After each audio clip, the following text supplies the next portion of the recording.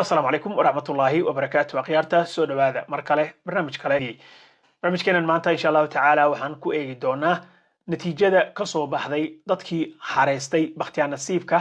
ama lotariga H1B viisaha loo yaqaano oo ay badanaa isticmaalaan dadka xirfadda leh dadka ugu yaraan bachelor degree-ga haysta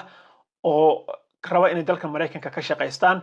waxaa la soo saaray natiijadii kasoo baxday iyo dadkii la doortay iyo dadka next round la dooran rabo dadka la delete gareeyay iyo waxaas oo dhan baa soo baxay waxaan rabaa marka in arrinkan uga faa'iideysto su'aal in badan soo noqnoqotay oo ku saabsanayd haddii Donald Trump uu imaaday lotariga ama bakhtiyaa nasiibka dalka Mareykanka lagu yimaado ma la joojinaya jawaabtayda waxay noqonaysaa maya anaga oo ka duulayna natiijada shalay ka soo baxday hay'adda USCIS oo iyadu u qaabilsan dalka Mareykanka application kasto arji kasto oo ku saabsan xagga immigrationka in iyada process garayso haddii aad nagu cusub tahay don't forget to subscribe to the channel haddaa hore noola joogtayna like and share the video insha Allah idinka mahad celinaya aan ku bilaabay shalay hay'addaas USCIS ayaa waxa ay soo saartay natiijada dadka ku guuleystay in ay helaan lotariga 2026 ee la xiriira xagga H1B viisaha Soomaalida in badan kama maqlo H1B viisaha laakiin waa viisa jira oo ay aad u isticmaalaan dadka Hindida oo kale oo Mareykanka aad uga shaqeysta viisahaas ayaa waxa shuruudihiisa kamid ah inaad bachelor degree haysato in aad qof xirfadle ah tahay sida science-ka dadka bartay iyo dadka IT-ga bartay oo kale ayaa badanaa lagu keenaa dalka Mareykanka ama loogu ogolaadaa in ay kaga sii shaqeystaan dalkan as long as ay haystaan shaqo iyo hay'ad ay u shaqeeyaan haddaba waxay caddeyn u tahay marka arrinkan lotariga shalay soo baxay in lotariga kalena aan laga taqluusin haddii uu mar Trump uu joogo arrinkan marka wuxuu noo bayaaninayaa in lotarigaas kalena uu jiri doono mar hadduu kanba jiroba oo aan la hor istaagin kan marka waxaa shalay soo baxay natiijada markay soo baxdayna qof walba marka meesha uu kaga jiro iyo category-ga uu kaga jiro ayaan fiirin doonaa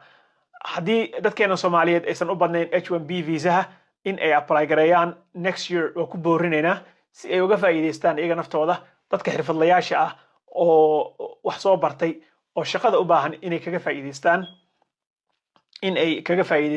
next year iyagana apply gareeyaan sida wadamada kaleba ay u soo apply gareeyaan marka qofka shalay waxay soo saareen markay soo saareen natiijada kadib dhowr qayb ayaa loo kala qaybiyay waxaa gelaysaa qof walbo maadaama hadda la iclaamiyay resultigii waxaa gelaysaa website-ka USCIS waxaana jegranaysaa statuskaaga ama xaaladda uu ku sugan yahay applicationkaaga qof haddii marka ay kugu qoran tahay submitted waxa waaye applicationkaaga way heleen USCIS oo way hayaan this round haddeer dadkan resultiga lasoo saarana kama aadan qayb gelin haddii marka viisaha meeshii ugu sarreysay oo kaabka uusan kaa buuxsamin waxa ay sheegeen in roundka kale in lagugu soo daro ay u badan tahay haddii ay kugu qoran tahay selected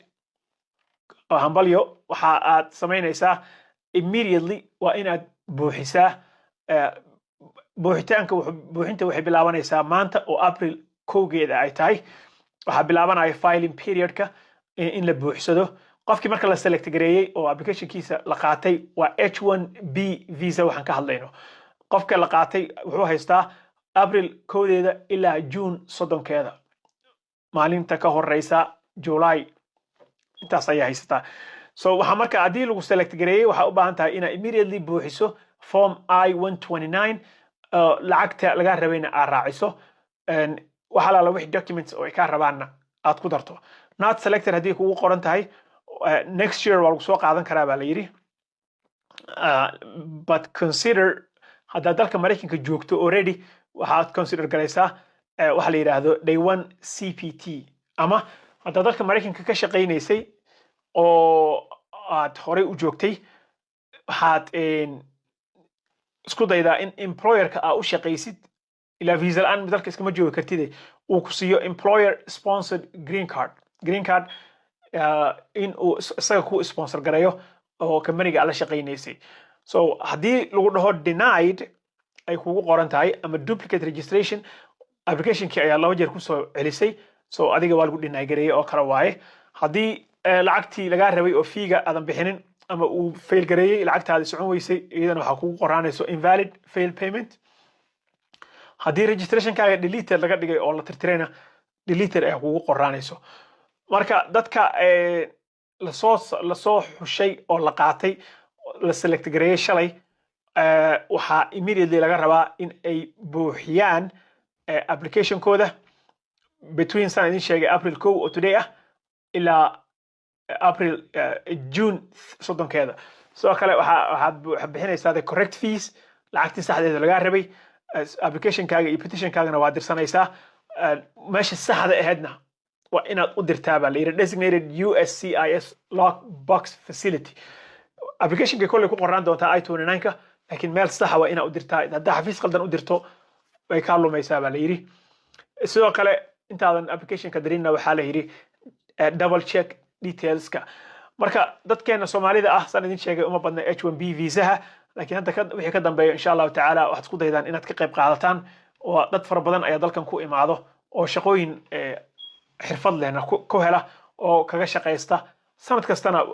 oo buuxsada. oo intii de shaqadaas ay jirto dalka waa joogi kartaa waana ku shaqaysan kartaa. arrinkan marka wuxuu horodhac u yahay ama caddeyn u yahay in lootarigii caadiga ahaana aan laga taqluusin oo sidiisii loo daayay. inta ayaan rabay inaan ka dabageeyo. waa mahadsantihiin. noo share gareeya videoga, like and subscribe to the channel. wixii su'aalaha qabtaana comment section-ka kusoo weydiiya.